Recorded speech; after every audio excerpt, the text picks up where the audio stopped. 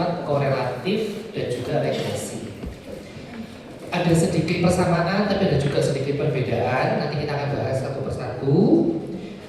Pada kuliah tentang korelasi dan regresi hari ini kita akan bertujuan untuk membahas apa itu konsep tentang regresi, kemudian bagaimana atau kapan kita menggunakan analisis korelatif, kemudian bagaimana menginterpretasi hasil dan mengaplikasikannya di SPSS.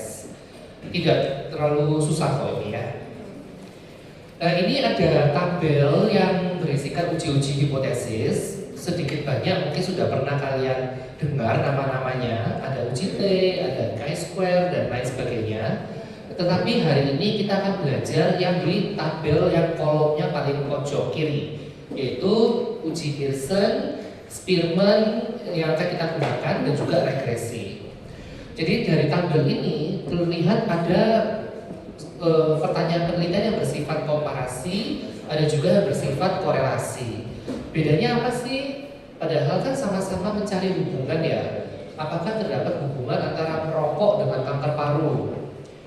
Tetapi itu komparasi atau korelasi? Nah, bagaimana kita tahu apakah itu suatu komparasi atau korelasi? Nah, bedanya adalah kalau penelitian komparasi umumnya dia hanya menyatakan ada tidaknya suatu hubungan antara variabel yang diteliti. Contoh, apakah terdapat hubungan antara merokok dengan kanker paru? Jawabannya bisa ya ada hubungan atau bisa tidak ada hubungan. Ya, itu contoh untuk penelitian yang komparasi yang cukup sederhana. Kalau korelasi, kita sedikit lebih jauh lagi. Kalau korelasi itu misalnya, apakah terdapat korelasi antara jumlah batang rokok yang dikonsumsi terhadap misalnya derajat kanker paru misalnya. Agak aneh sih ya derajat kanker paru ya, tapi anggap aja misalnya seperti itu ya. Jadi jumlah batang rokok dalam jumlah batangannya dengan misalnya derajat kanker paru. Nah, data jumlah batang rokok itu kan numerik, sesuatu yang bisa countable, yang bisa dihitung. 1 batang, 6 batang, 12 batang gitu ya, itu bisa dihitung. Dihubungkan dengan misalnya jumlah kanker parunya misalnya stage 1, stage 2, stage 3, dan stage 4. Angka numerik juga. Nah, uji korelasi ini berbeda dengan komparasi dalam hal yang pertama, dia bisa selain menyatakan hubungan antar variabel sama seperti komparasi, dia juga punya 2 kelebihan yang lain. Yang pertama, dia menyatakan kekuatan besaran hubungan antar variabel. Jadi seberapa besar sih kekuatan hubungan antar variabel tersebut. Nah, yang kedua, selain kekuatannya, yaitu dia juga menyatakan arah dari hubungan variabel tersebut. Apakah ini berbanding lurus atau berbanding terbalik.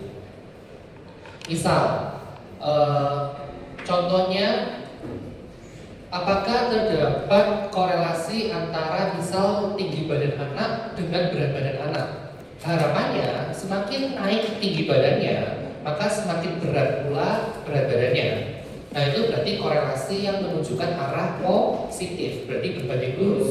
Bila salah satu variabel naik nilainya, maka diikuti pula dengan variabel satunya, yaitu contoh kalau dia hipotesisnya kalau korelasi positif, dia searah. Tetapi kalau korelasi yang negatif, berarti dia berbanding terbalik. Salah satu variabel naik, maka satu variabelnya turun. Contoh, bila indikator stresnya naik, maka jumlah tidurnya menurun. Atau sebaliknya, bila jumlah jam tidurnya menurun, indikator stresnya naik misalnya. Contohnya seperti itu. Itu korelasi yang berbanding terbalik. Jadi sampai di sini perbedaan antara korelasi dan komparasi, mereka sama-sama bisa menyatakan hubungan antar variabel, independen terhadap dependen. Tetapi komparasi berhenti hanya sampai di situ. Tapi kalau korelasi dia bisa lebih jauh lagi, menyatakan besar kekuatan hubungan antar variabel plus arah hubungan dari kedua variabel tersebut. Nah, itulah kenapa korelasi itu dalam tanda kutip ya lebih banyak outcome-nya, lebih banyak hasil yang bisa diinterpretasi dibandingkan penelitian komparasi biasa. Nah, variabel yang kita gunakan pada penelitian korelasi umumnya adalah yang bersifat numerik. Numerik itu kan berarti data dengan skala rasio atau skalanya interval. Jadi umumnya variabel yang kita gunakan bersifat numerik-numerik ya. Karena kalau kategori-kategori jatuhnya pasti komparasi. Tapi kalau misalnya dia numerik dan kategori, rata-rata jatuhnya komparasi numerik seperti UJT, ANOVA gitu ya. Tapi kalau numerik-numerik biasanya kita menggunakan korelasi, bisa korelasi kategori ataupun korelasi numerik. Tetapi untuk kuliah dan praktikum hari ini kita eksklusif membahasnya yang korelasi numerik ya. Karena korelasi kategorik selain cukup jarang, ya setidaknya kalian tahu ada korelasi numerik. Nah berikutnya, ini tadi arah dari variabel. Jadi korelasi itu bisa menyatakan nilai positif, bisa menyatakan nilai negatif. Luaran dari sebuah uji korelasi adalah koefisien korelasi dinyatakan dengan lambang R kecil. R kecil ya, bukan R besar, bukan R besar kuadrat. Nanti itu beda lagi artinya. Jadi koefisien korelasi adalah R kecil. Value dari R kecil itu berkisar ya, range-nya -1 sampai +1. Jadi nilai R itu hanya berputar di antara -1 sampai +1 dan everything in between -1 sampai +1. Nggak mungkin nilai R itu -2 gitu ya, atau +3 itu enggak. Koefisien korelasi antara -1 sampai +1. Semakin mendekati -1 atau semakin mendekati +1, berarti kekuatan korelasinya semakin kuat. Misal tadi korelasi antara tinggi badan anak dengan berat badan anak ternyata didapatkan nilai koefisien korelasinya 0,92. Nah 0,92 itu kan mendekati 1. Berarti terdapat korelasi positif yang sangat kuat antara tinggi badan anak dengan berat badan anak. Contohnya gitu. Atau kalau yang sebaliknya, jumlah jam tidur semakin turun, tidurnya semakin sebentar, indikator stresnya semakin tinggi yang dengan nilai R-nya 0,88. Berarti berbanding terbalik ya, minus 0,88. Berarti semakin sedikit jam tidurnya, semakin tinggi indikator stres seseorang misalnya, dan terdapat korelasi yang kuat gitu dengan arah yang negatif. Nah, jadi di sini kalau kamu membaca nilai R, kamu harus membaca arahnya positif atau negatif, kemudian membaca angka besarnya, kemudian membaca nilai P-nya. Jadi ada 3 yang harus kamu perhatikan. Itu uji korelasi. Nah, berikutnya uji korelasi itu menyatakan hubungan linearitas antar variabel. Jadi hubungan linearitas itu kan bentuknya seperti garis lurus gini ya, diagonal ke atas atau dia diagonal ke bawah. Kalau dia diagonalnya ke atas, artinya dia hubungannya positif karena variabel yang satu naik value-nya diikuti dengan peningkatan value dari variabel yang satunya. Kalau diagonalnya dia mengarah ke arah atas itu. Tapi kalau diagonalnya turun ke bawah seperti ini, maka ini dia korelasinya negatif karena value yang satu naik, value yang satu turun di sini. Itu kalau korelasinya bersifat linear.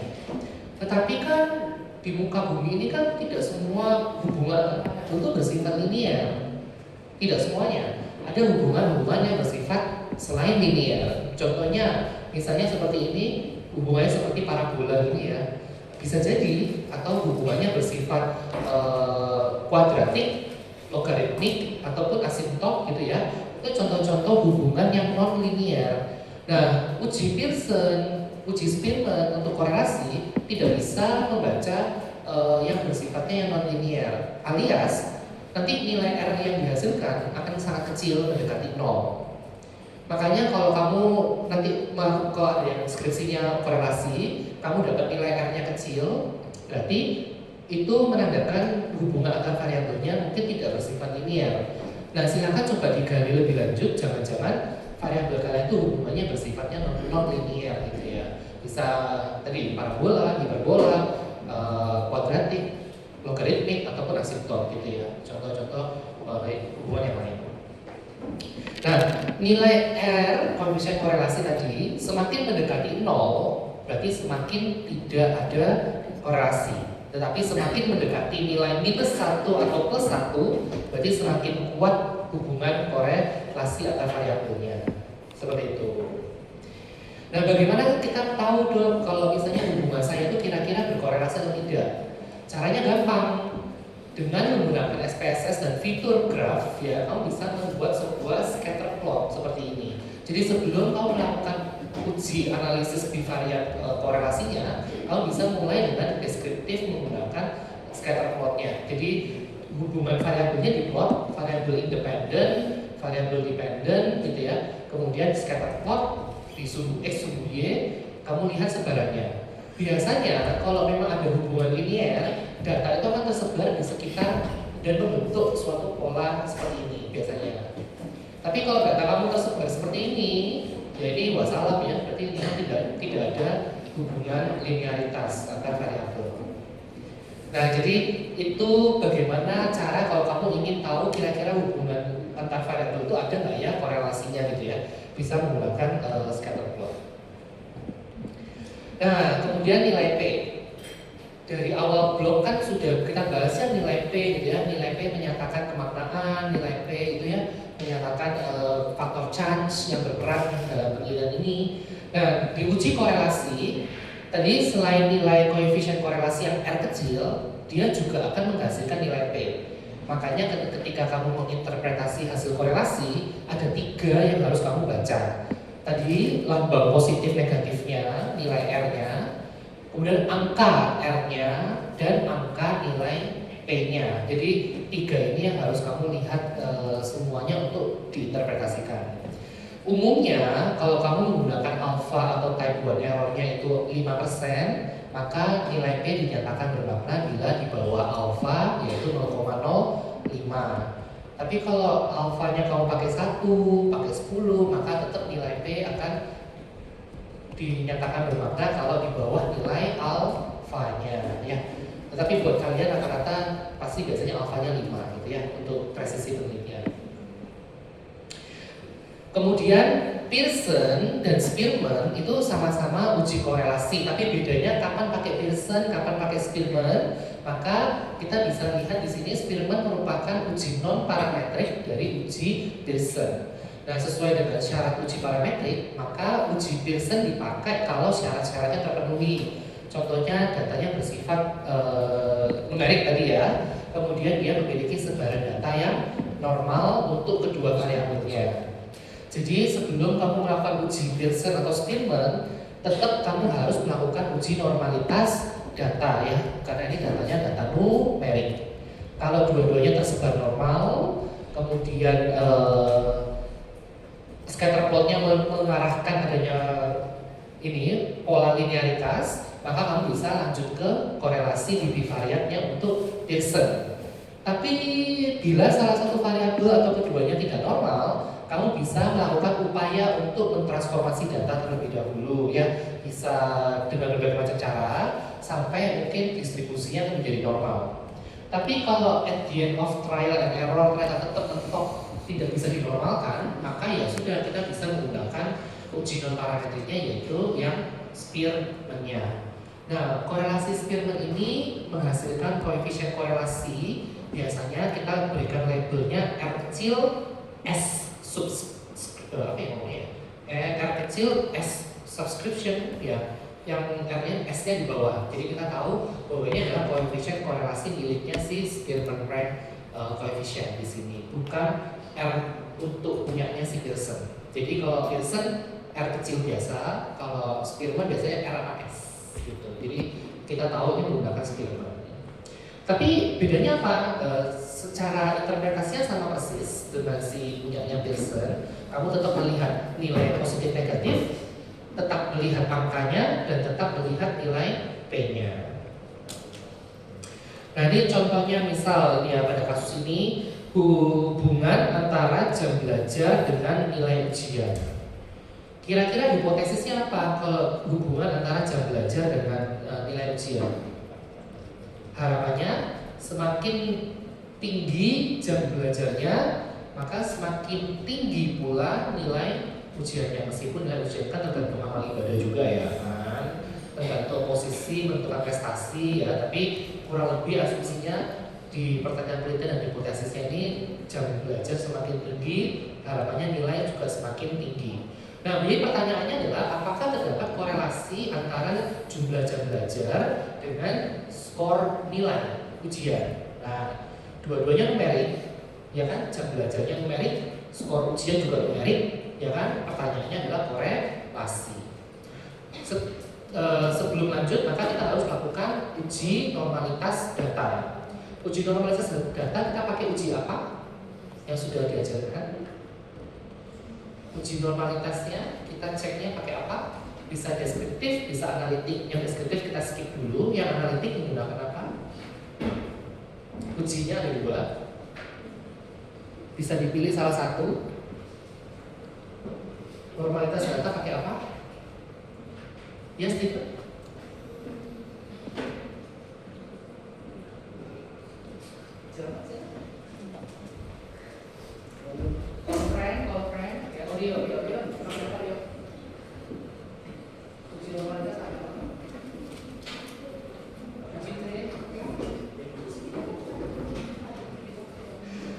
Ya, gimana Dr. Yansen, Bu Atika?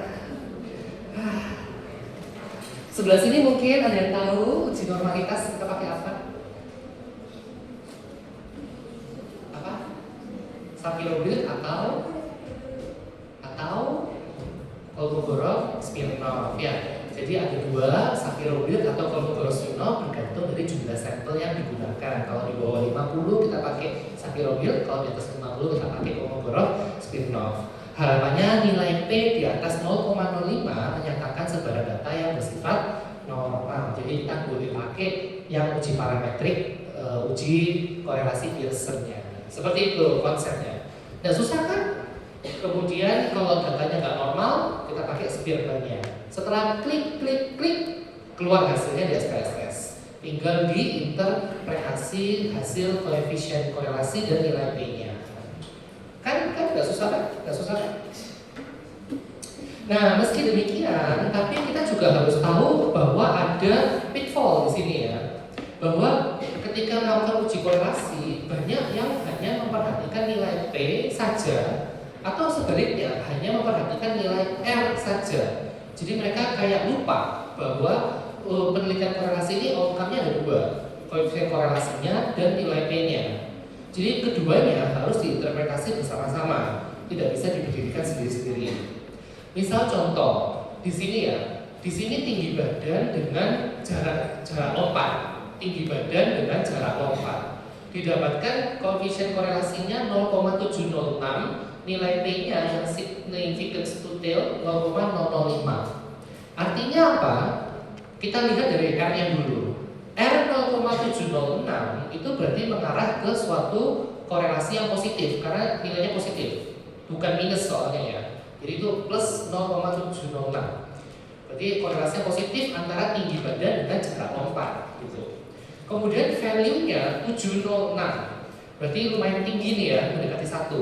Berarti jangan-jangan hubungan korelasinya antara sedang hingga kuat gitu ya. Sedang dan kuat tergantung klasifikasi apa yang kamu pakai nanti ya. Nah, kemudian yang kedua, signifikannya 0,005. Artinya bermakna nggak secara statistik? 0,005 bermakna nggak secara statistik? Cut off-nya jadi kan 5% toh. 5% itu berapa sih? 0,05. Jadi 0,005 berarti di bawahnya 0,05 artinya nilai P-nya artinya bermakna atau tidak bermakna? Bermakna. Berarti dari tabel yang ini, yang pertama ini artinya terdapat korelasi positif yang misalnya kuat ya, kita coba ini kuat ya. Korelasi positif yang kuat antara tinggi badan dengan jarak lompat, di mana kekuatannya itu kan ya 70,6% ya. Dan hasil ini bermakna secara statistik. Kurang lebih seperti itu cara bacanya. Nah, tapi coba kamu lihat di tabel yang sebelah sini. Ini ya, atau di bawahnya dulu deh yang ini. Usia, tabel yang usia dengan ansietas di sini. didapatkan nilai minus 0,249, nilai P-nya 0,002. Artinya ada korelasi yang berbanding terbalik. Semakin tinggi usia, semakin rendah anxiety-nya, atau sebaliknya. Semakin tinggi anxiety, semakin muda. Benar juga ya. Benar juga ya. Anak muda sekarang stres ya. Iya ya. Gitu ya. Jadi contoh ya, contoh. Ini kan untuk menginterpretasi kita butuh konteks ya tetap. Tetapi dari tabel yang ada, kalau usia itu naik dengan R-nya minus, berarti ansietasnya turun. Kan nggak mungkin usia turun kan nggak mungkin kan. Yang bisa naik turun kan ansietas. Jadi di sini asumsinya jika usia ini naik maka ansietasnya akan turun karena nilainya minus 0,249. Tetapi seberapa efek sih usia naik dengan ansietas turun? Ternyata value-nya kecil 0,24. Itu kan relatif lemah karena mendekati angka 0. Dan hasil ini bermakna secara statistik. Nah, jadi hati-hati ketika kamu menginterpretasi uji korelasi. Contoh, bagaimana kalau R-nya itu 0,926, R-nya ya 0,926, tapi nilai P-nya 0,777 misalnya. Apa artinya kalau R-nya 0,986 tapi P-nya 0,777? Nah, banyak orang yang kadang cuma lihat R-nya tok. Oh, R-nya 0,98. Berarti ini korelasinya sangat kuat antar variabel. Tapi ternyata faktor chance atau peluang juga banyak dalam penelitian tersebut. Jadi meskipun R-nya 0,98 tapi nilai P-nya tidak bermakna. Jadi hati-hati ketika melihat interpretasinya. Sebaliknya, kalau nilai R-nya 0,111 misalnya, R-nya 0,111 tapi nilai P-nya 0,005. Orang langsung melihat, wah nilai P-nya bermakna nih. Berarti ada korelasi nih antara A dan B. Padahal nilai korelasinya cuma 0,111. Padahal korelasinya sangat lemah atau hampir tidak ada korelasi antar variabel. Jadi maksudnya ketika melakukan analisis korelasi, tiga-tiganya harus dicek ya, arahnya, besar nilai korelasinya, dan juga kemaknaan statistiknya ya. Jadi jangan dipisah ketika membaca hasil uji sebuah korelasi. Oke, selesai untuk korelasi. Udah susah kan? Ya kan udah susah kan? Sederhana aja ya, kan nggak susah. Kita buat simple. Nah, lanjut kita ke uji regresi. Ada pertanyaan dulu sampai sini untuk korelasi? Atau masih diangan-angankah ini?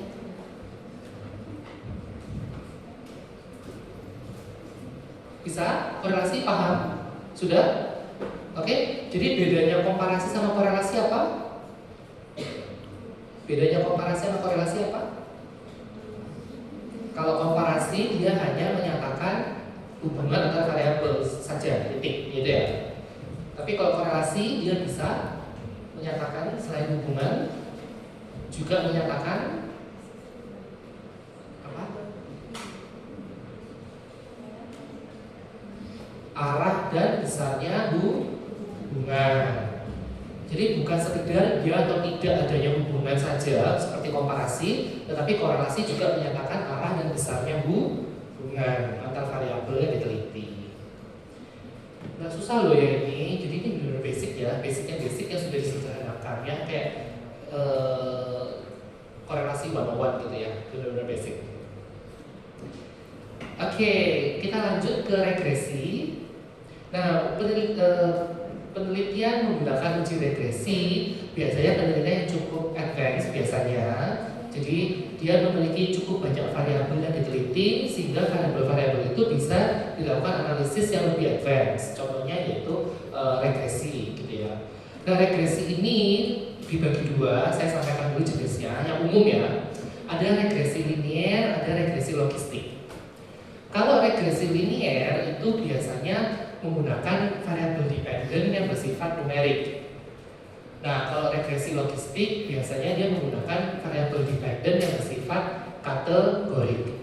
Jadi itu pembeda utamanya.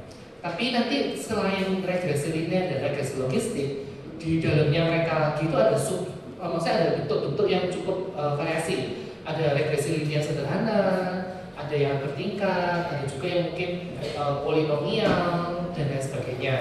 Nah, tapi untuk saat ini kalian harus paham di basicnya dulu bahwa regresi itu dilakukan untuk penelitian bisa berupa regresi logistik, bisa berupa regresi linear tergantung dari variabel dependen yang digunakan.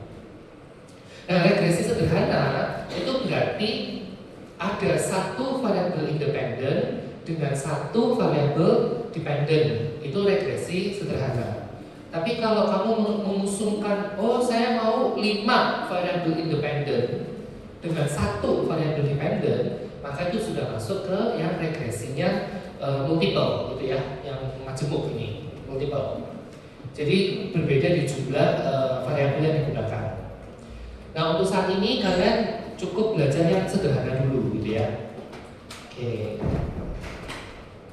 Nah, kita masuk ke regresi yang logistik dulu.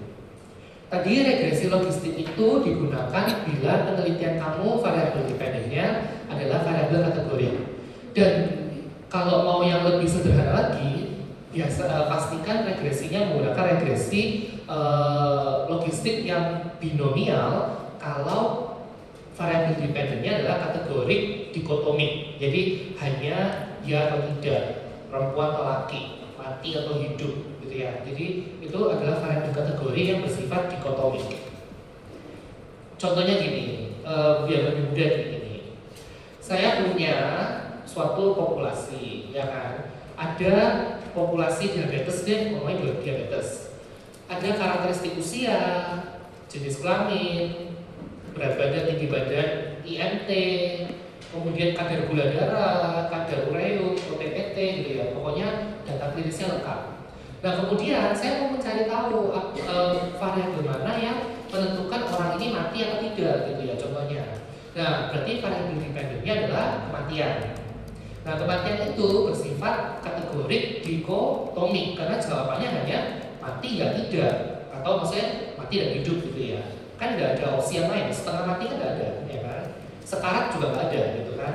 Jadi variabel dependennya adalah kematian, ya dan tidak gitu. Nah, itu contoh ketika kita menggunakan regresi logistik yang binomial karena variabel dependennya adalah kategori dikotomi. Kalau misal variabel dependennya itu misal ya apa ya yang polinomial IMT deh misalnya, IMT misal ya, saya mau mencari variabel apa yang mempengaruhi kategori IMT pada pasien DM tipe 2. IMT menurut Asia itu kan di bawah 18 under nutrition, 18 sampai 23 ideal, 23 sampai 25 kan over, 25 sampai 30 kan obesitas grade 1, di atas 30 kan obesitas grade 2. Nah, itu kan polifoto, ada 5 kategori ya. Berarti itu variabel dependennya kalau saya pakai variabel indeks massa tubuh yang 5 kategori, saya pakainya adalah yang regresi logistik yang polinomial karena dia polifoto ya. Cuman untuk saat ini kita akan lebih membahas yang binomial saja, yang lebih sederhana ya, nggak susah buat kalian. Nah, untuk regresi logistik ini kapan kita pakai? Kalau tadi ya, biasanya penelitian yang ingin mencari variabel yang diasosiasikan sebagai faktor risikonya biasanya. Jadi kita ingin tahu variabel-variabel mana saja yang mempengaruhi kematian pada pasien DM tipe 2. Tadi kan saya punya variabel independen usia, jenis kelamin, IMT, kadar gula, kadar OTPT, kadar yang lain gitu ya. Itu variabel independen. Variabel independennya adalah kematian. Nah, saya ingin tahu dari semua variabel independen yang saya punya, mana sih yang berhubungan erat dengan faktor penentu ini akan mati atau tidak pasien DM-nya gitu. Nah, kita bisa menggunakan regresi logistik untuk mencari variabel mana yang paling berpengaruh menentukan kematian pada pasien DM tipe 2. Oke, sampai di sini saya melihat wajah-wajah yang kosong dengan tatapan yang amar ya. Ini sampai di sini sepertinya kita disconnected nih ya. Apa sih yang susah? Nggak ada kan? Bingung? Bingung nggak? Bingung nggak? Ada yang bingung nggak? Emil? Masih bisa ngikutin?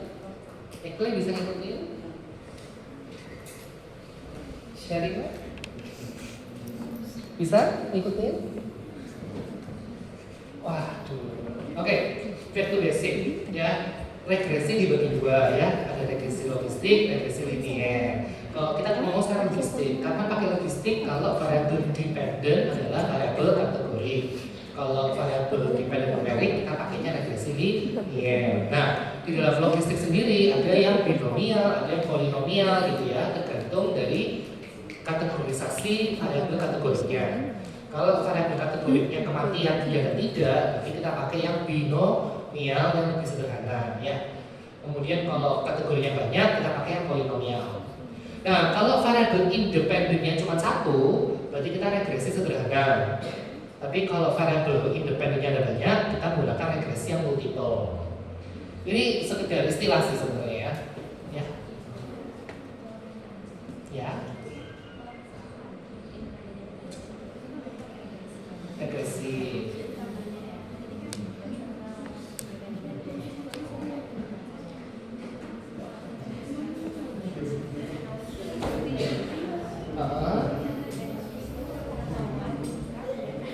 Oke, berarti dipecah yang pengetahuan sendiri dulu, ini sendiri, tapi independennya ada banyak. Itu dan itu bisa regresi karena variabel independen kamu ada banyak, dependen kamu ada 3, tetapi kan dianalisisnya sendiri-sendiri.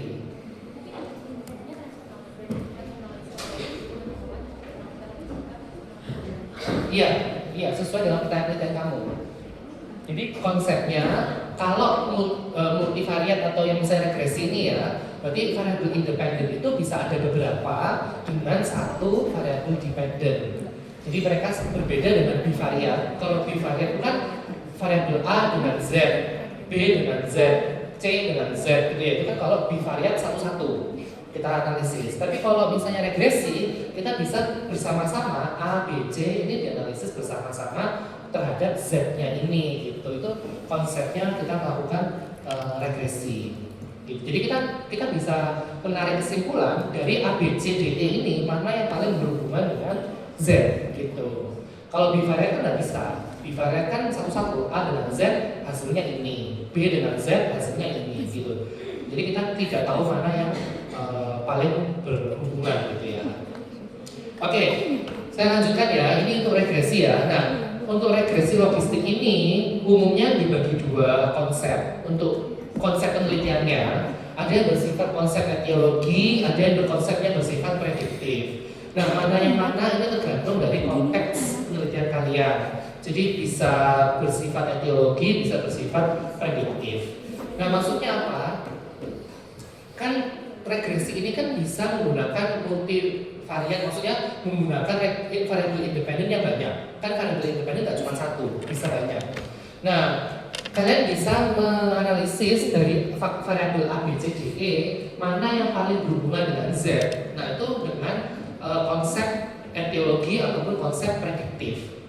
Misalnya kayak tadi, usia, jenis kelamin, indeks massa tubuh, kadar gula darah, kadar OTPT. Saya mau menganalisis semua variabel independen tadi, mana yang bisa memprediksi kematian pada pasien DR tipe 2 saya. Semakin banyak variabel yang misalnya buruk, maka pasiennya akan semakin cepat matinya, gitu kan? Konsepnya seperti itu. Nah, kita bisa menggunakan kerangka etiologi ataupun prediktif pada regresi logistik ini untuk sesuai dengan menjawab pertanyaan penelitian ya, disesuaikan dengan konsep penelitian kalian. Nah, ini kemudian kedudukan antar variabel. Kita mengenal ada variabel independen, ada variabel dependen ya, ada variabel bebas, ada variabel terikat. Selain dua variabel yang sering dibahas, kita juga punya variabel peracu dan variabel antara. Nah, variabel perancu itu yang tipenya C, nomor C itu perancu karena dia secara bersama-sama mempengaruhi variabel independen dan variabel dependen, tetapi dia bukan variabel antara ya. Itu merupakan variabel perancu. Contoh yang tadi saya pakai, saya ingin melihat korelasi tinggi badan anak dengan berat badan anak. Kira-kira variabel perancunya apa ya? Variabel yang mempengaruhi tinggi badan anak, tetapi juga mempengaruhi berat badan anak. Usia, betul. Jadi usia anak itu adalah variabel perancu untuk penelitian yang mencari hubungan tinggi badan anak dengan berat badan anak. Karena usia mempengaruhi kedua-duanya. Semakin tinggi usia, harusnya tinggi badan juga naik, berat badan juga naik, gitu ya. Jadi usia tergolong sebagai variabel perancu untuk yang konsep penelitiannya kayak tadi, gitu. Nah, jadi kalau kamu nanti melakukan skripsi, coba diidentifikasi variabel independen kamu yang mana, variabel dependen kamu yang mana, kira-kira ada nggak perancunya gitu ya. Jadi kamu harus tahu kedudukan antar variabel penelitian kamu. Oke, lanjut. Nah, pada penelitian regresi logistik itu keluaran yang dihasilkan adalah odds ratio ini. Ya, jadi regresi logistik itu kita akan menghasilkan luaran berupa odds ratio. Apa itu odds ratio? Odds ratio apa? Sudah pernah dibahas kan sebelumnya? Sudah pernah? Odds ratio pernah ya? Buat kita? Sudah pernah dibahas kan? Nah, sudah. Oke. Odds ratio apa artinya? Misal, hubungan antara merokok dengan kanker paru didapatkan OR-nya itu 2,5. Nah, artinya apa tuh? Merokok dengan kanker paru didapatkan OR-nya 2,5. Artinya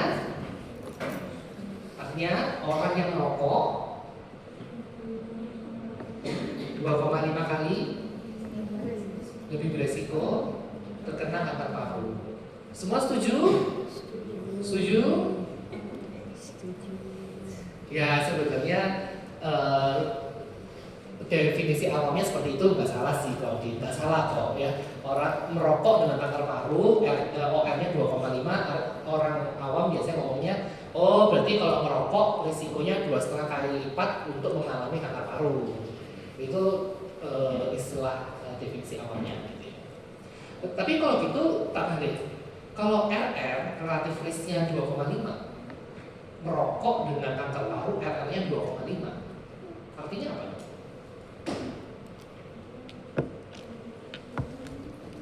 Apakah sama yang merokok berarti 2,5 kali lipat berisiko mengalami kanker paru? Kalau gitu OR sama RR sama aja dong, gitu ya.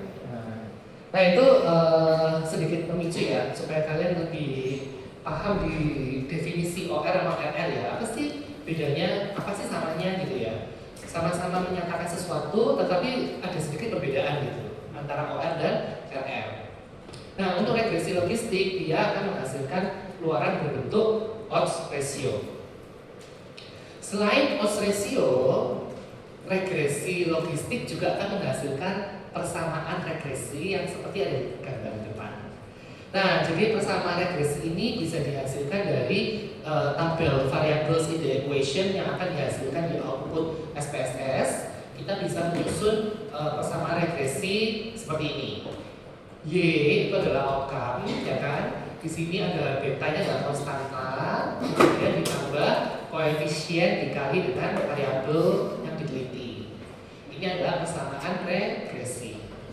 Nah, persamaan regresi ini sedikit banyak ya, bisa digunakan untuk menjawab pertanyaan penelitian yang tadi kita butuhkan secara etiologi atau secara prediktif untuk mencari luaran orang ini kira-kira mati nggak ya gitu. Nah, bisa menggunakan regresi persamaan ini.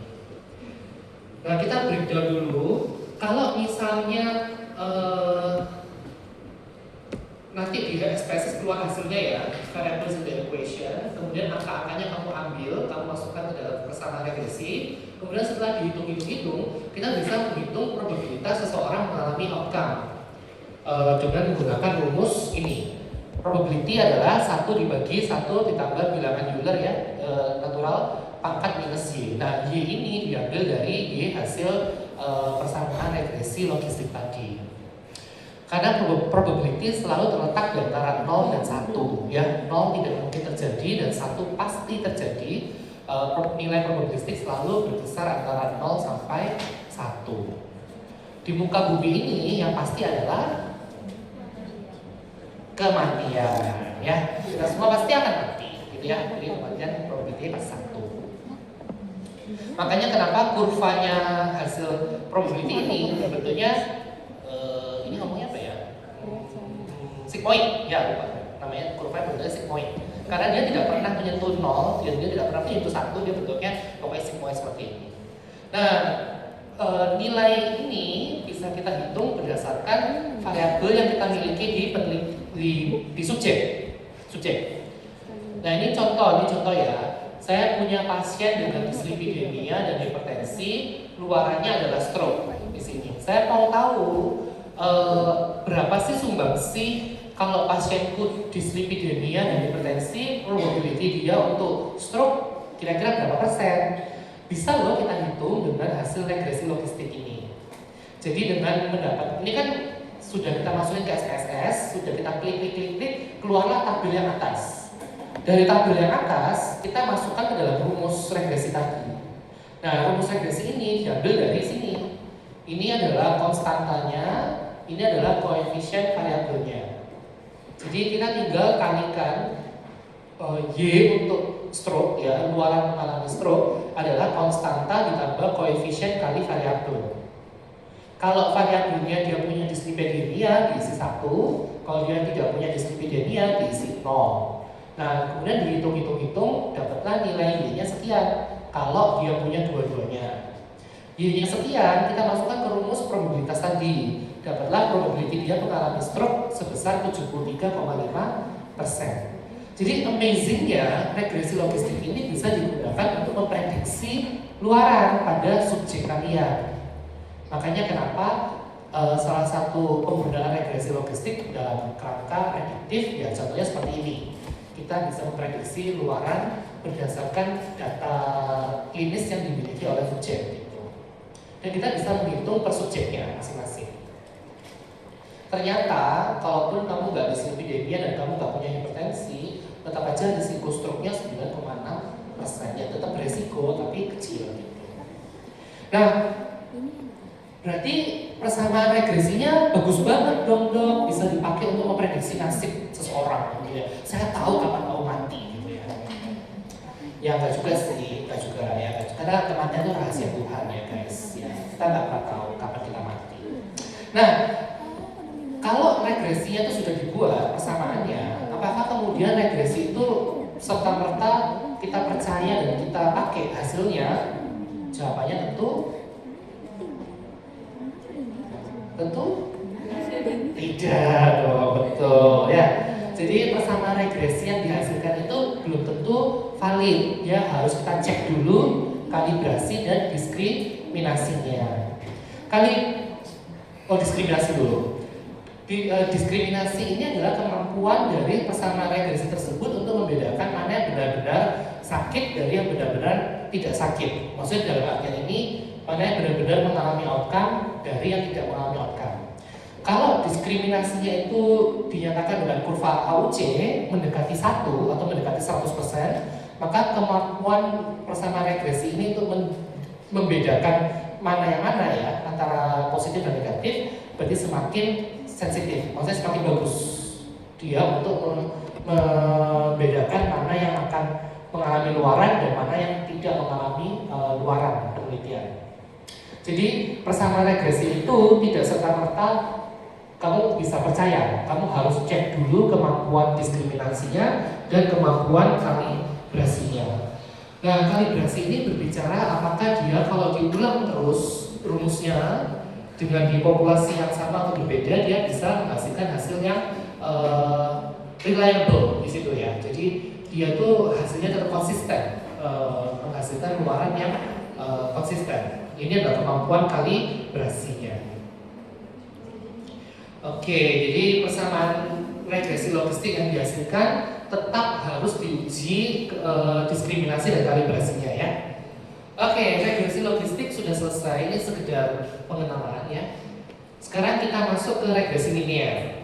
Regresi linear itu apa? Udah mau habis. Oke, regresi linear ini teman dekatnya, saudara kembar dari regresi logistik, tapi bedanya variabel dependennya adalah numeric ya, variabel continue. Bedanya itu doang sih ya. Maksudnya yang mendasar, beda yang mendasar itu variabelnya itu numerik. Nah, untuk regresi linear, setelah kamu klik nanti di SPSS, maka keluarannya juga mirip dengan sebuah persamaan regresi dari logistik, mirip. Tapi ada bedanya. Bedanya apa nih? Coba dibandingkan rumus regresi logistik tadi, bedanya apa regresi linear ini? Coba bandingkan dengan persamaan regresi logistik. Adakah variabel yang muncul di persamaan regresi linear tapi tidak ada di regresi logistik? Ada? Error, betul. Di regresi linear kita ketambahan ujung buntutnya itu ada error atau residu ya. Jadi kalau saya ini pendapat saya ya, kalau saya tuh menganalogikan regresi logistik itu kayak turunan, tapi kalau regresi linear itu kayak integral. Kalau dulu kamu belajar integral turunan waktu SMA tuh loh, kan biasanya kalau integral itu biasanya ada tambahan C di belakang kan. Nah, saya selalu mikirnya tuh menganalogikan seperti itu. Kalau regresi logistik itu kayak turunan, tapi kalau linear tuh kayak integral. Jadi selalu ketambahan buntutnya ada error atau residu. Tetapi lain-lainnya sama kok, sama regresi logistik. Ini tetap Y untuk oka, konstanta, koefisien dikali dengan variabel yang diteliti. Sisanya sama dengan logistik, hanya beda di errornya. Nah, ini contoh kalau kita melakukan suatu regresi linear, didapatkan saya mau memprediksi gula darah, kadar gula darah ya, Y blood sugar dari berat badan seseorang. Jadi ini saya melakukan regresi, ingin memprediksi kadar gula darah berdasarkan berat badan kilogram seseorang, didapatkan hasil persamaannya seperti ini. Kemudian masuk ke dalam persamaan, sehingga kita bisa hitung jika seseorang berat badannya 60 kilo, maka kita bisa prediksi kadar gula darahnya dia sebanyak sekian, 76,68 plus residu. Nah, residu ini perlu kita cek lebih lanjut.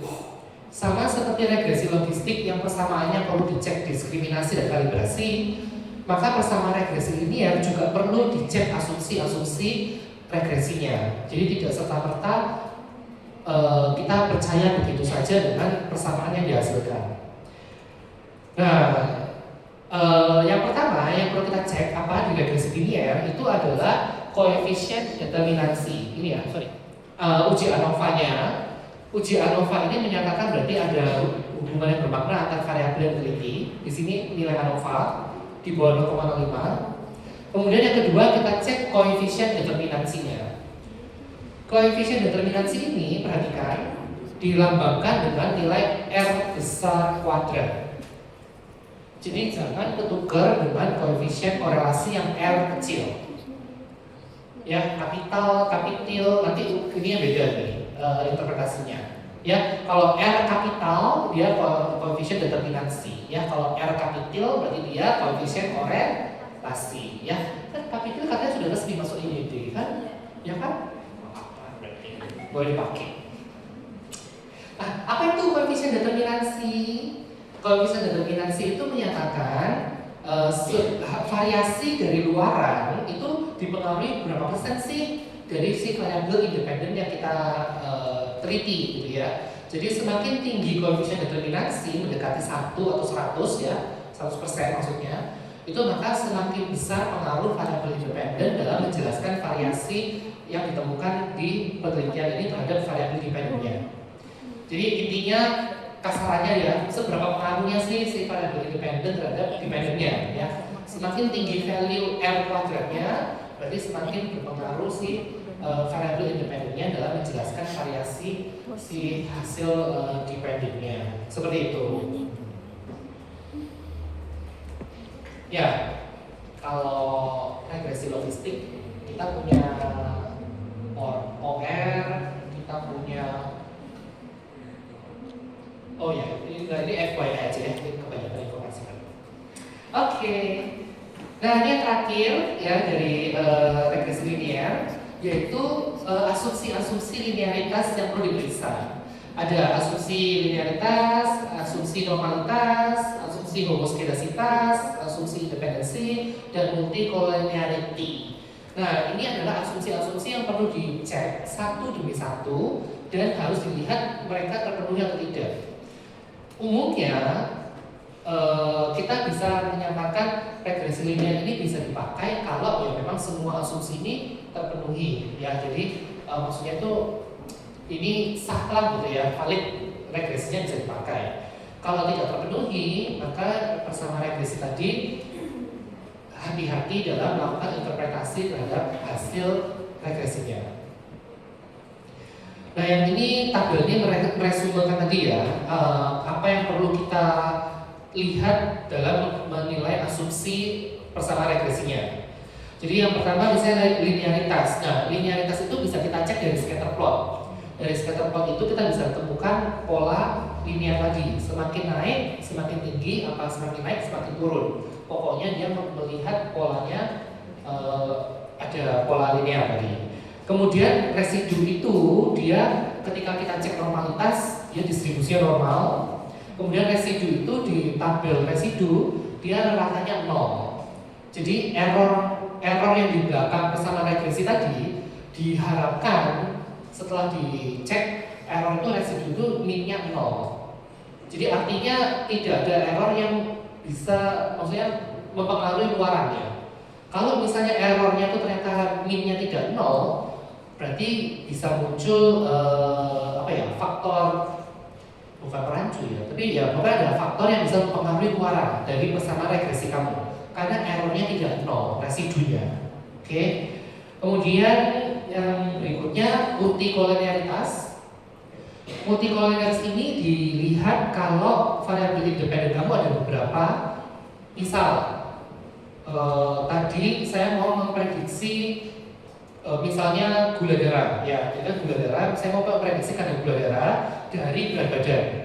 Nah, berat badan selain berat badan, ternyata saya juga mau menambahkan independennya tinggi badan. Jadi ada tinggi badan, ada berat badan sebagai variabel independen. Saya mau meregresikan dengan kadar gula darah, misalnya.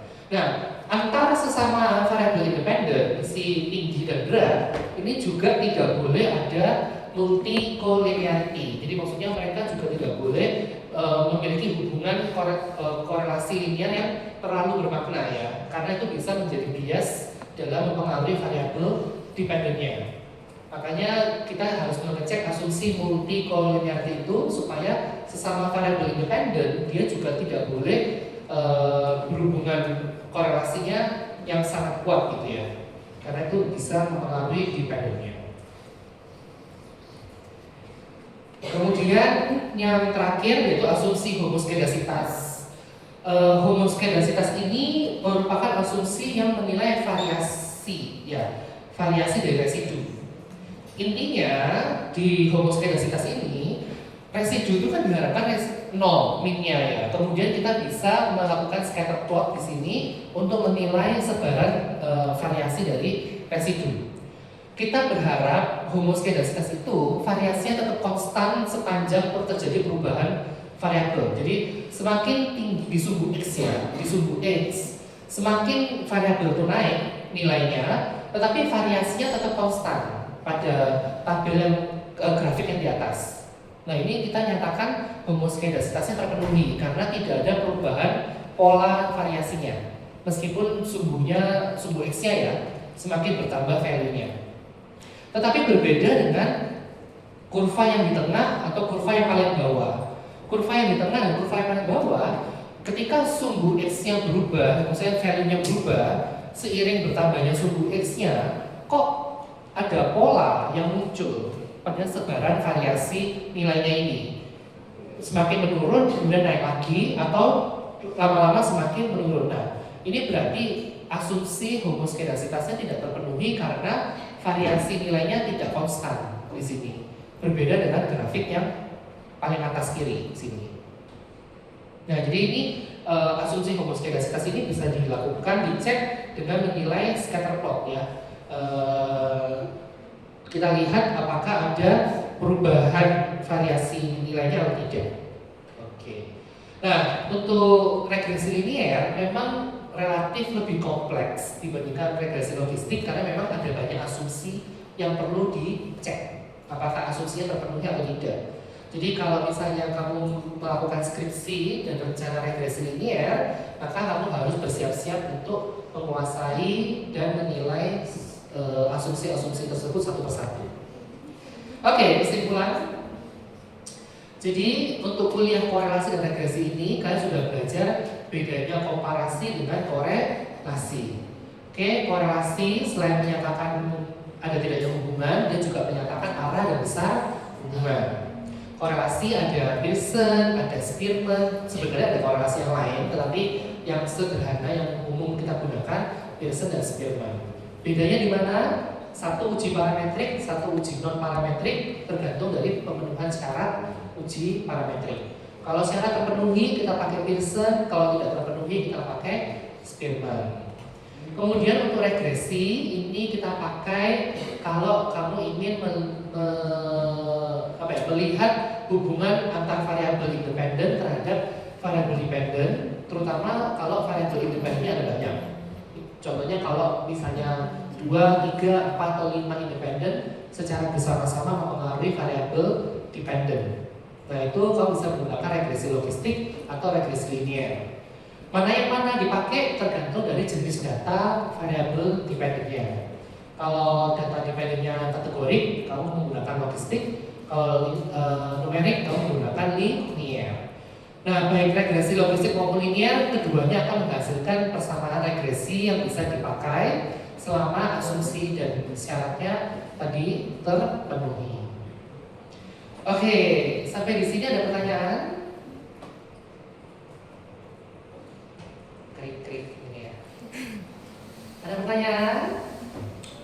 Oh, kalau nggak ada pertanyaan berarti udah paham semuanya berarti. Atau enggak sama sekali. Ini yang mana nih? Yang mana ini?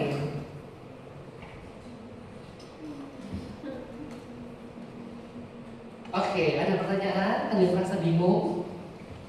Ada yang merasa bingung? Halo? Ada yang merasa bingung?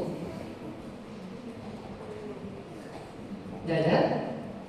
Oke, silakan SPSS dibuka, datanya dibuka. Kita lanjut ke praktikum. Nggak susah kok, nggak susah.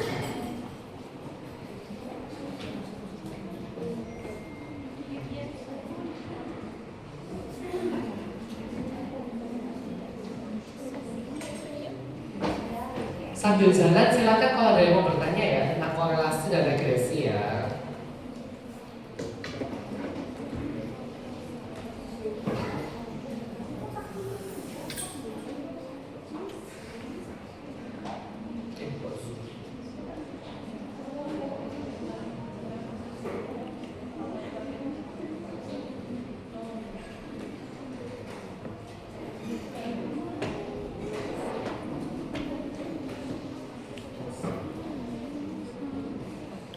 GPT ini semua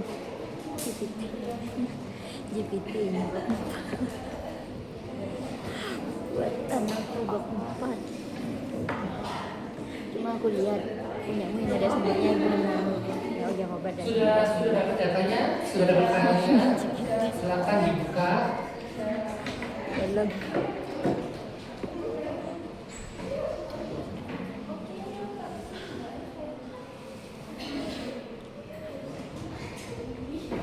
Oke, sudah.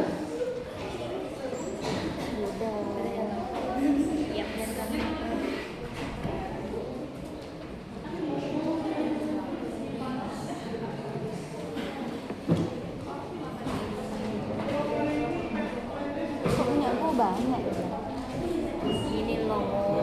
Oke, sudah dibuka SPSS-nya. Ini saya mau menjelaskan dulu datasetnya supaya kalian nggak bingung nih.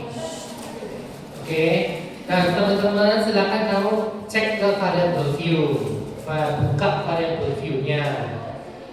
Variabelnya ada banyak, tapi jangan bingung. Kita tidak pakai semua variabelnya, kita hanya pakai 1 atau 2 variabel saja. Jadi jangan bingung dulu ya, jangan keburu bingung. Dataset ini merupakan dataset pasien geriatri ya, jadi usianya sudah tua-tua. Di sini kita ingin melihat apakah ada korelasi terhadap jumlah paparan sinar matahari terhadap kadar vitamin D di dalam darah. Karena ternyata teorinya semakin geriatri dia semakin defisiensi vitamin D. Nah makanya kenapa kita ingin tahu nih, vitamin D itu kan diproduksi di bawah kulit karena pengaruh bantuan dari sinar matahari. Jadi kita ingin melihat apakah ada korelasi lama pajanan sinar matahari terhadap kadar vitamin D dalam darah. Nah variabel mana yang kita pakai? Variabel mana yang kita pakai? Yaitu sunlight nomor 12 ya, bukan sabun sunlight ya. Sunlight di sini, sabun sunlight. Variabel sunlight ini kamu bisa lihat measure-nya adalah scale, ya jadi data numeriknya. Nah, nomor 13 itu adalah kategorinya, ya kamu bisa lihat. Kemudian nomor 12 ini mau kita korelasikan dengan kadar vitamin D dalam darah nomor 32. Nomor 32 itu adalah kadar vitamin D yang numeriknya dalam darah. Oke, langkah pertama apa tadi kalau mau korelasi? Kita harus cek normalitas data. Oke, kita cek dulu normalitasnya. Gimana caranya? Analyze, descriptive statistik, explore. Kita masukkan paparan matahari, sunlight ya, dan kadar vitamin D serum ke dalam dependent list. Nah, ini 2 variabel numerik ya, sama-sama numerik. Kita mau cek normalitas datanya. Kamu bisa klik di plot ya, ini. Kemudian cetak normality plot di test.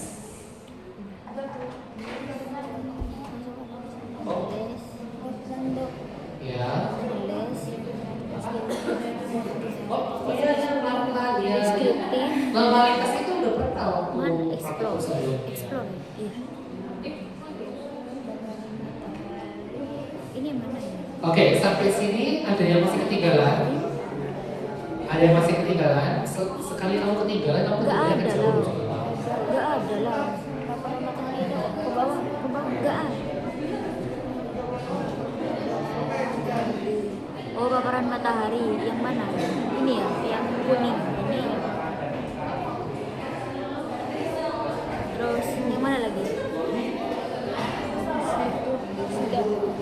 Kadar vitamin D. Kadar vitamin D. Kakak. Oke. Wih, kok nggak bisa? Kadar vitamin D. Terus kalau ada di bawah. Yang ini ya. Udah. Terus plot. Udah. Oh, plot ini. Oke. Berarti ini Pak, tetap ini ya. Itu Sudah? faktor sistemnya matiin. Oke, kita klik continue. Oke. Mana? Oh, Nah, kita lihat datanya. Di sini test of normality-nya signifikannya adalah 0,000. Jumlah sampelnya adalah 264. Jumlah sampelnya 264. Berarti kita lihat yang Kolmogorov Smirnov. Nah, di Kolmogorov Smirnov nilai signifikansinya adalah 0,000. Artinya apa, teman-teman? Bahwa sebaran matahari dengan sebarannya vitamin D tidak normal. Setuju? Setuju? Tidak normal ya? Kalau tidak normal berarti boleh nggak pakai Pearson? Tidak ya, tidak boleh pakai Pearson. Nah, sampai di titik ini ada dua opsi yang bisa kamu lakukan. Opsi yang pertama adalah kamu melakukan transformasi data. Kamu bisa trial and error, kamu lakukan logaritmik, kamu lakukan kuadratik, kamu lakukan apa untuk mentransform data supaya data itu menjadi segalanya normal. Makanya kamu boleh pakai Pearson setelah itu. Tapi seringkali usaha trial and error itu cukup memakan waktu dan juga kadang hasilnya pun kadang gagal juga sih gitu ya. Nah makanya ujung-ujungnya orang males transformasi data sehingga langsung aja deh non parametriknya aja gitu. Nah oleh karena itu mari kita lakukan uji korelasi, tapi kita centang dua-duanya aja. Analyze, correlate, bivariate di sini. Analyze, correlate, bivariate. Sudah? Klik masukkan variabel tadi sunlight dengan ini ya, paparan matahari sunlight dengan kadar vitamin D serum. Nah, seperti ini. Kemudian di bagian correlation coefficient kamu melihat ada Pearson, ada Kendall, ada Spearman.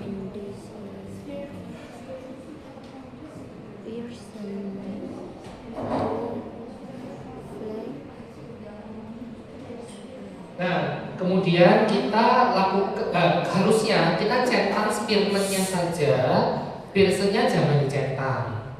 Harusnya seperti itu. Tapi karena kita cuma latihan, centang aja dua-duanya ya supaya kalian bisa lihat beda hasilnya. Tapi normalnya kita harusnya hanya mencentang Spearman saja, ya. Oke, kemudian pilih two tail atau one tail. Umumnya kalau kamu hipotesisnya dua arah, kita pakai yang two tail. Ada yang tahu apa itu hipotesis satu arah dua arah? Apa itu hipotesis satu arah dua arah? Dokter Yansen.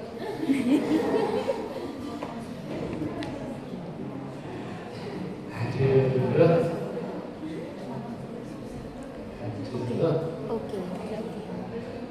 Oke, klik OK, keluar hasilnya. Nah ini adalah hasil Pearson-nya yang atas, yang bawah adalah hasil Spearman-nya. Jadi ada dua ya di sini ya. Kita nggak bakal lihat dua-duanya, tapi yang dipakai yang sah adalah yang Spearman. Oke, yang bawah. Oke, kita lihat hasil Spearman-nya ya. Nah di Spearman-nya ini paparan matahari dengan kadar vitamin D serum, nilai RS-nya adalah 0,331. Kemudian nilai P-nya adalah 0,000. Oke, siapa yang bisa menginterpretasi hasilnya?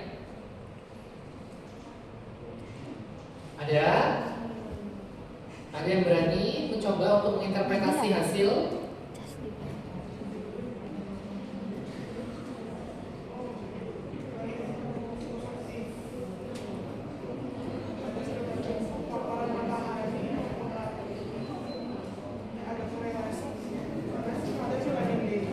Oke, gimana Ikle? Gimana Ikle, silakan. Artinya apa? R 0,331 dengan P 0,0. Artinya?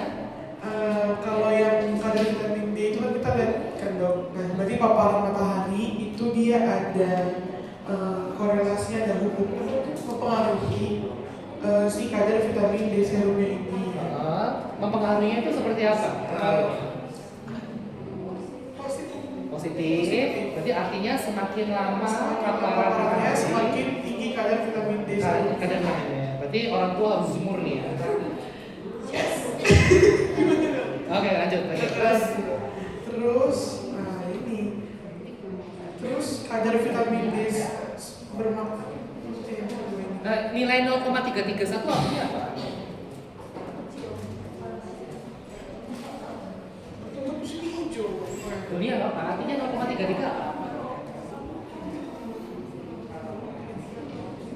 korelasinya lemah, sedang, atau kuat?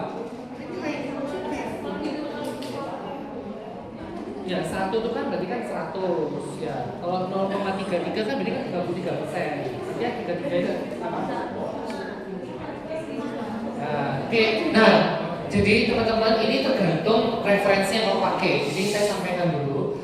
Ada referensi yang menyatakan nilai kekuatan itu dibagi menjadi 5. Antara 0 sampai 0,2 itu sangat lemah. 0,2 sampai 0,4 itu lemah. 0,4 sampai 0,6 itu sedang, 0,6 sampai 0,8 itu kuat, 0,8 sampai 1 itu sangat kuat. Itu ada referensi seperti itu. Tapi ada juga referensi lain yang membagi R-nya menjadi 0 sampai 0,3 itu tidak ada korelasi. 0,3 sampai 0,7 itu sedang kekuatannya, 0,7 sampai 1 itu kuat korelasinya.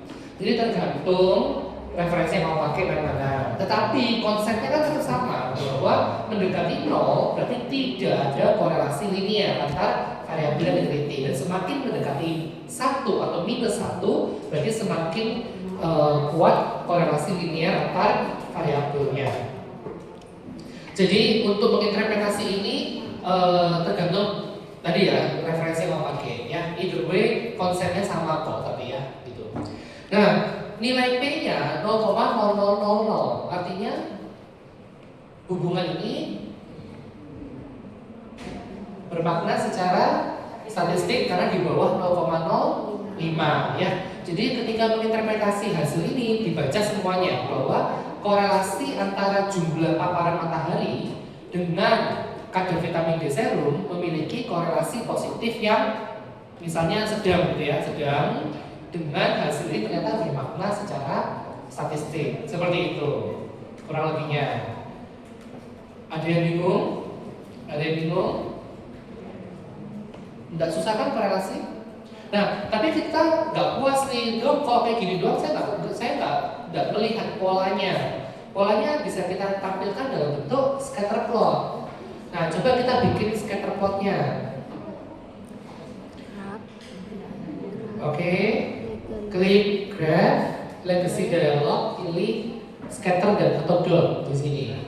Supaya kalian memiliki gambaran deskriptif hubungan antara variabel ini. Gitu ya.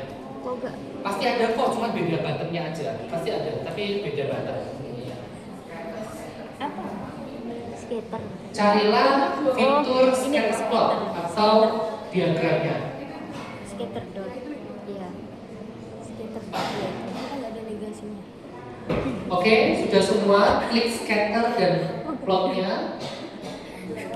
Sudah? Oke. Sumbu kita pilih simple scatter. Sumbu X itu biasanya variabel independen umumnya ya. Sumbu X itu variabel independen, sumbu Y itu variabel dependen. Jadi masukkan paparan matahari di sumbu X, masukkan kadar vitamin D serum di sumbu Y. Ya, seperti ini. Vitamin D serum di sumbu. Sudah. Kalau bilang gini, aku gak praktikum. Sudah. Kita klik OK. Tada. Sudah ketemu skatenya. Nah, tapi kalian bisa melihat suatu pola nggak? Melihat suatu tren nggak? Absurd ya? Mungkin maksudnya abstrak kali. Kok absurd sih? Abstrak kali. Astagfirullah. Oke, ini kira-kira ada polanya nggak? Enggak ya. Apakah asumsi kalian betul? Kita cek ya. Dengan double klik scatter plot di sini, kamu klik double, kamu membuka fitur editingnya. Di sini kamu bisa cek ada fitur di sini ya. Ada interpolation line, ini ada fit right and total. Jadi kamu bisa melihat resume vektor, apa namanya ya? Garis resultan ya. Garis resultan dari setiap data-data scatter ini. Pilih yang ini. Nah ini dia. Nah ini sudah dilihat kan? Oke. Nah, Mana katanya?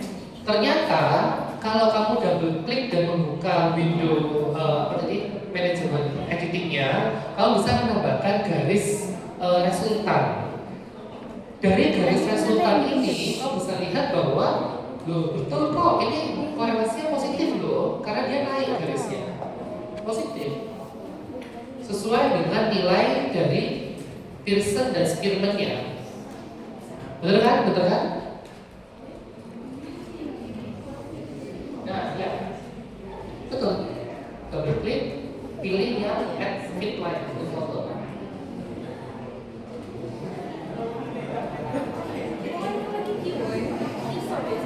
Kok gak bisa?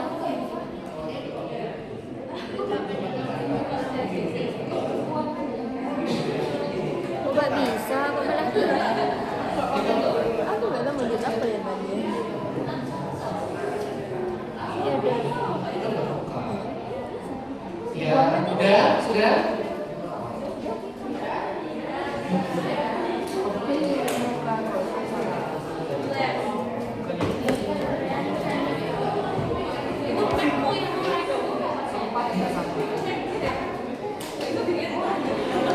Oke, cepet banget ya, maaf. Dok, ini Oke, ya jadi dari kurva scatter ini ternyata datanya konsisten ya dengan hasil analisis korelasi. Artinya, berarti betul ya, semakin lama paparan matahari meningkatkan kadar vitamin D serum. Hanya saja peningkatannya tidak terlalu ya gimana gitu. mana ini? Oke, sampai di sini ada yang bingung dengan korelasi Pearson dan Spearman? Enggak kan? Gampang kan? Gampang kan? Kok gini? Bisa ya? Apa? Tadi dua kan, saya kan tadi ada yang ada Pearson. bukan yang Pearson sama-sama, tapi kan ada yang matahari terus Nggak bisa dulu. bukannya sama kadar vitamin Terus. bukannya sama baunya kan kadar vitaminnya sama matahari kan itu apa yang baunya Oh, dataset yang saya punya itu ada data numeriknya, ada data kategoriknya. Ya, jadi yang di bawahnya dari data numeriknya adalah data kategoriknya. Jadi just in case saya mau melakukan analisis komparasi, saya pakai yang data kategoriknya. Tapi kalau saya mau analisis korelasi, saya pakai yang numeriknya. Gitu. Yaitu cuma data setnya aja. Oke, korelasi sudah bisa semua ya. Ada yang ketinggalan. Kita akan masuk regresi sekarang. Oke, bisa? Oke, kita lanjut regresi logistik ya. Nah, kita kembali ke dataset. Coba diperhatikan lagi datasetnya ini. Ini ya. Dengan dataset yang sama, saya sudah membuat luaran vitamin D yang defisiensi dan yang normal atau tidak defisiensi di nomor 34 di sini. Kalau vitamin D itu codingnya 0, berarti dia tidak mengalami defisiensi vitamin D. Tapi kalau codingnya 1, berarti dia mengalami defisiensi vitamin D. Nah, saya ingin tahu dari sekian variabel ini yang saya punya, mana sih yang paling utama dalam memprediksi atau berhubungan dengan defisiensi vitamin D pada pasien geriatri. Nah, kita asumsikan saja misal variabel independennya vitamin D ini apa ya? Usia, jenis kelamin ya. Usia, jenis kelamin, IMT sama sunlight, cahaya matahari. Coba ya, kita coba 4 variabel independen dengan 1 variabel dependen dengan regresi logistik. Nah, kita gunakan data usia, data jenis kelamin, data IMT mana ini? IMT ini nomor 15 ya, sama vitamin D tadi. Analyze, regression, pilih yang binary logistik. Analyze, regression, pilih yang binary logistik. Klik binary logistik. muncul window baru, kemudian ada pilihan dependent, ada pilihan covariate. Masukkan variabel dependent ke dependent, yaitu defisiensi vitamin D yang tadi, yang paling bawah, nomor 34 tadi, ke dependent. Sudah? Sekarang masukkan variabel independent yang 4 biji tadi ke covariate, yaitu usia, jenis kelamin, kemudian IMT sama jumlah matahari. IMT-nya pakai yang numerik ya, mataharinya juga pakai yang numerik.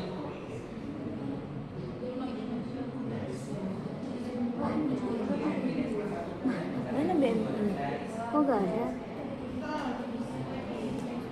Oke. Ada usia, jenis kelamin, IMT sama matahari. Sudah? Nah, dari 4 variabel independen yang kita ajukan, hanya jenis kelamin yang bersifat kategorik. Ingat ya, hanya jenis kelamin yang bersifat kategorik. Lain-lainnya bersifat numerik. Nah, kita klik categorical, pindahkan jenis kelamin ke covariate sebelahnya sini. Tapi yang 3 yang lain biarkan. Nah, ini pentingnya apa sih? Coba kamu lihat di sini.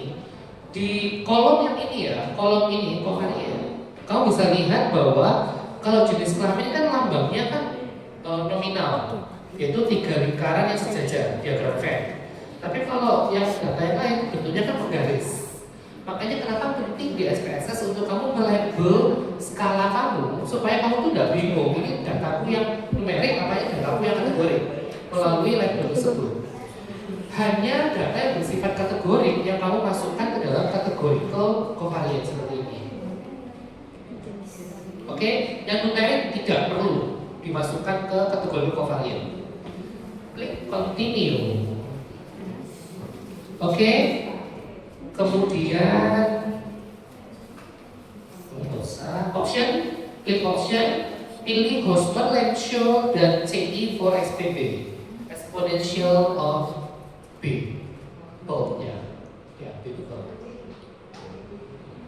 Oke, pilih di sini Hosmer, Lenshaw, CI, 2 ini pilih.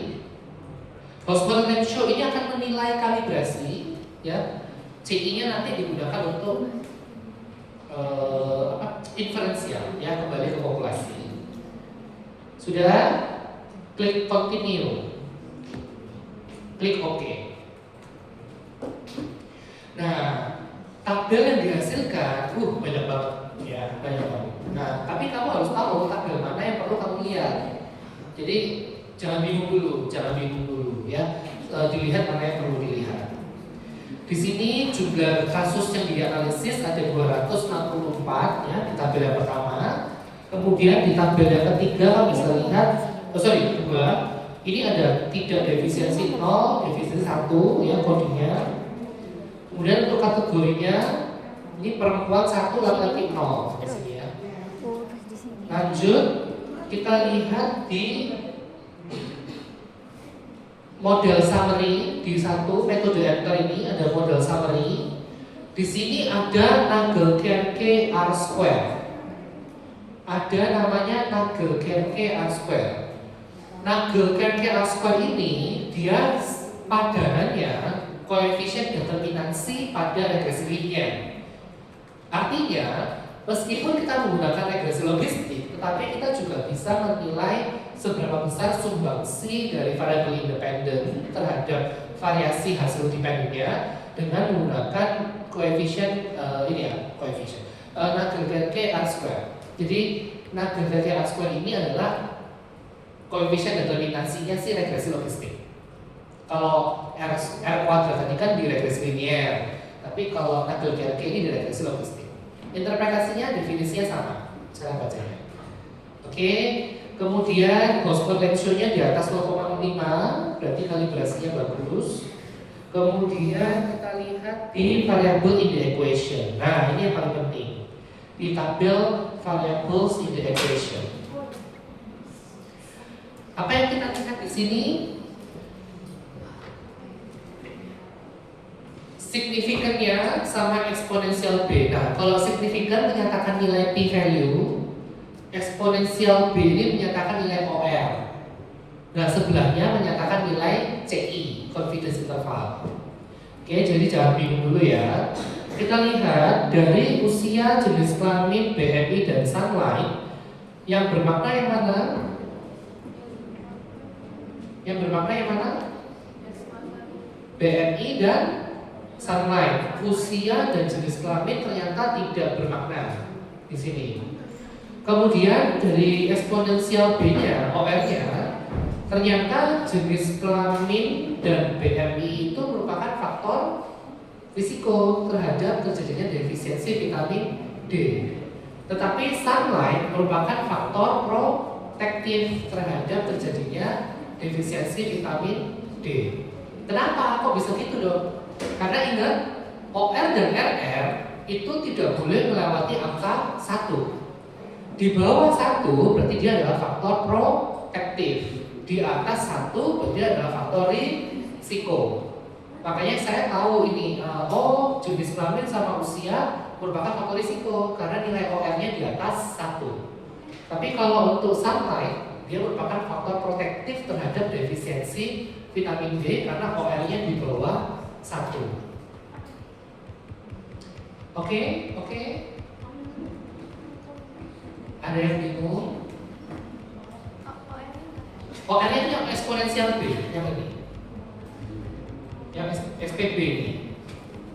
Nah, CI digunakan untuk mereinferensialkan kembali ke populasi karena nilai P milik sampel dan OR itu milik sampel dan CI itu milik populasi. Artinya apa CI-nya? CI milik populasi. Bagaimana kita membaca CI-nya berarti? Yang ini sunlight, yang cahaya matahari ini sunlight itu signifikannya kan 0,000, SPB-nya kan 0,956, CI-nya lowernya 0,935, uppernya 0,978. Artinya apa? Artinya apa?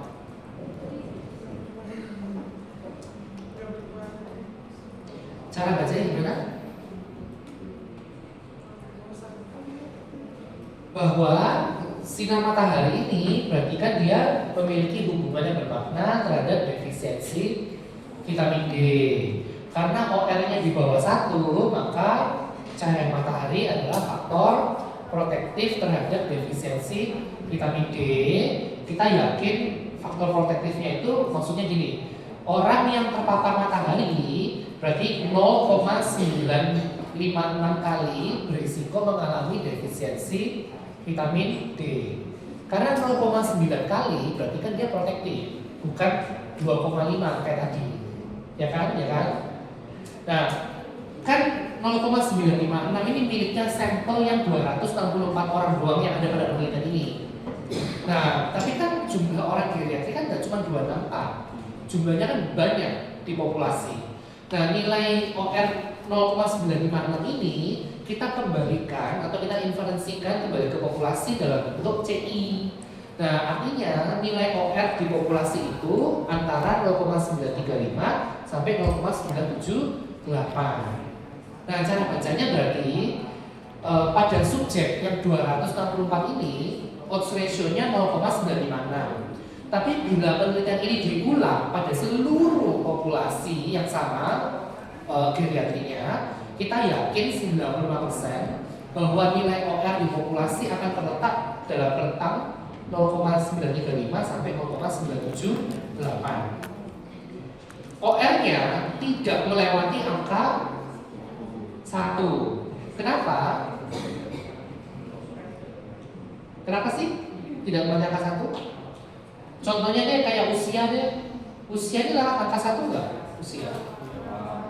Nah, kalau A dibagi B sama dengan 1, ini ya, A dibagi B sama dengan 1, berarti A sama dengan B, ya kan? Nah kalau A sama dengan B, berarti kan kita nggak tahu mana yang risiko, mana yang protektif. Benar nggak? Nah makanya kenapa OR tidak boleh lewat angka 1. Kalau dia lewat angka 1, otomatis nilai P-nya tidak bermakna. Tahu sadar nggak? Nilai P-nya nggak bermakna. CI-nya OR ya juga melewati angka 1. Jadi di suatu penelitian kalau risetnya tidak melampirkan nilai P, kamu lihat aja CI-nya. Kalau CI-nya itu rasio, nempel sama rasio, dia tidak boleh lewat angka 1. Tapi kalau CI-nya nempel sama difference, dia tidak boleh lewat angka 0. Kalau seperti mean difference, nah kalau CI-nya nempel sama mean difference, dia tidak boleh lewat angka 0. Tapi kalau CI-nya nempel sama rasio seperti OR, RR, HR, ya hazard rasio, maka dia tidak boleh lewat angka 1. Jadi kamu bisa tahu apakah penelitiannya itu bermakna atau tidak dari nilai CI-nya. Bayangkan, semudah itu. Ya kan? Semudah itu. Gimana? Bingung? Enggak kan? Enggak susah kan? Ada pertanyaan?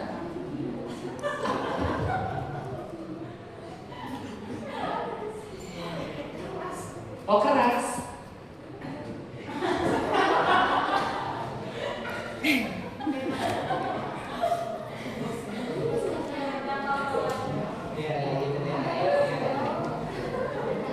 Oke, ya jadi ingat ya, rasio tidak boleh lewat 1, kalau difference tidak boleh lewat 0 ya. Jadi kamu bisa cek dia bermakna atau tidak dari CI-nya aja gitu. Kemudian CI juga punya kelebihan yang lain loh, selain dia bisa menyatakan kemaknaan. Ternyata CI yang rentangnya sempit ya, dengan CI yang rentangnya lebar itu bisa menyatakan jumlah sampel. Kalau CI itu sempit seperti ini ya, 0,935 sampai 0,978 itu kan sempit sekali ya, 0,0 sekian. Berarti besar sampelnya biasanya mencukupi. Tapi kalau CI-nya sangat lebar, misalnya 1,2 sampai 100,5, nah itu kan lebar banget, 1 sampai 100. Biasanya besar sampelnya kecil penelitiannya. Makanya CI ini sangat sangat informatif data ini. Asal kamu tahu bagaimana menginterpretasinya. Oke, sampai di sini regresi logistik ada yang bingung? Tidak kan? Nah terus dari sini bagaimana kita membuat persamaan regresinya? Nah jadi nilai konstanta ini minus 0,832 ini kita pakai sebagai konstanta di persamaan regresi. Nah nilai si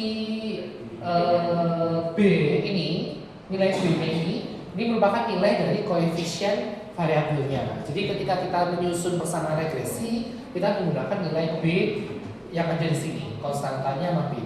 Ya, itu kalau kamu perlu sampai bikin persamaan regresinya. Tapi saya rasa kalau penelitian skripsi S1 belum ya. Ini biasanya untuk spesialis ke atas ya. Oke, sampai di sini regresi logistik ada yang mau ditanyakan? Habis ya? Waktunya habis ya? Oh iya. Regresinya nggak usah.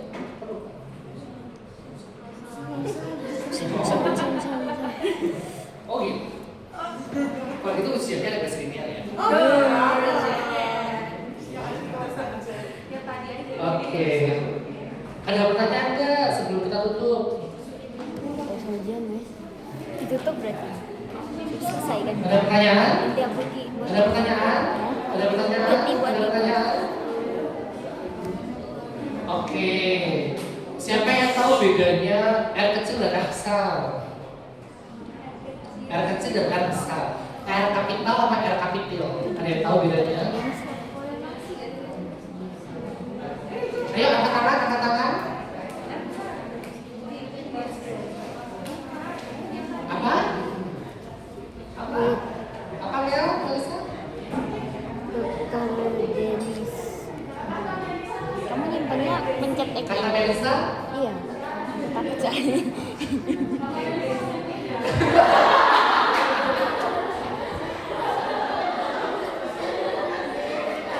Parah banget ke gue.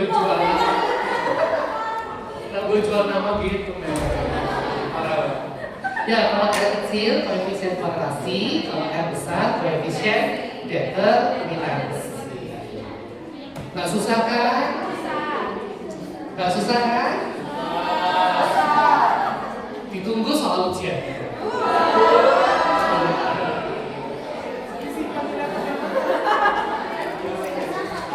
Oke.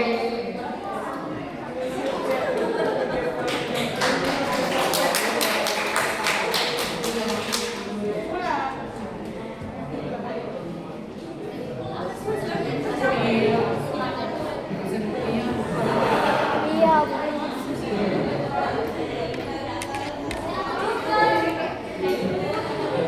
Absen praktikum lupa. Ini udah ya, absen kuliah udah ya. Absen kuliah saya proses nih.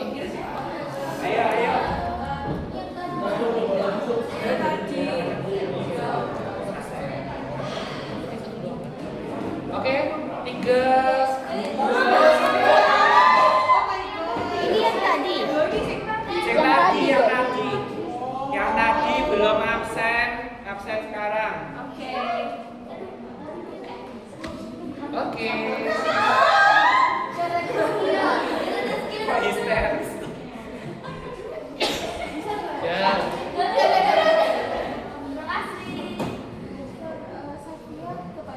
Siapa? Satu. Ini udah kan? Satu kan ada.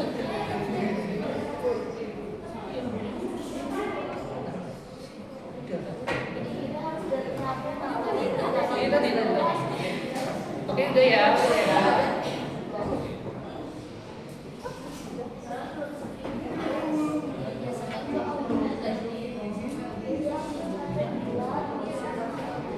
Tapi 12 ini ada satu absensi lagi loh. Oh, ini bukan praktikum. Iya, ini praktikum.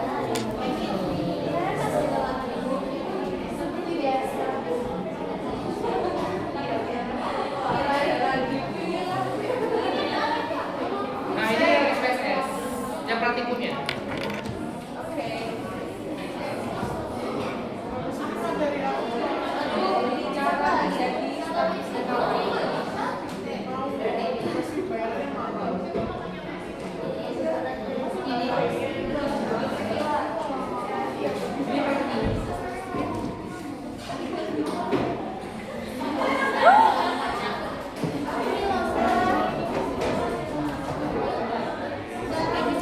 Oke, sudah ya.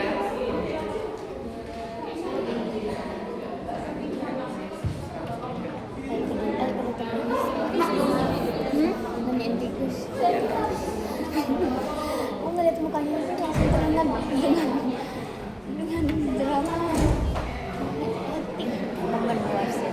Apa teman wasit? Dikirim. Hah?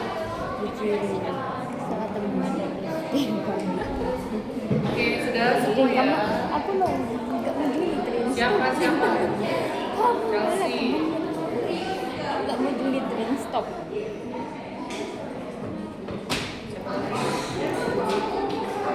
Oke, sudah ya. Sudah, oke.